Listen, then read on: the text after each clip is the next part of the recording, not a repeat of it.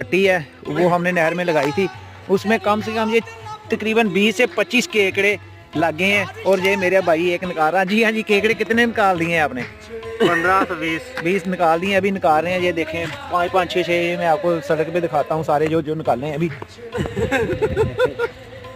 ये देखें जी, केकड़े ही केकड़े, जालों की बर्बादी, जालों की बर्बादी जी।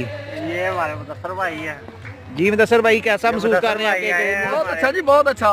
देखना केकड़ा मैं भी। तो अपनी जानू के साथ बहुत इंजॉय कर रहा हूँ। ओहो, कौन सी जानू जी? आपकी जानू है? जानू है जी जानू जी, क्या जानू हो आप? ठीक ठाक। ये देखें जी, ये केकड़े केकड़े सारी सड़क पे इन्होंने फेंक दिए हैं।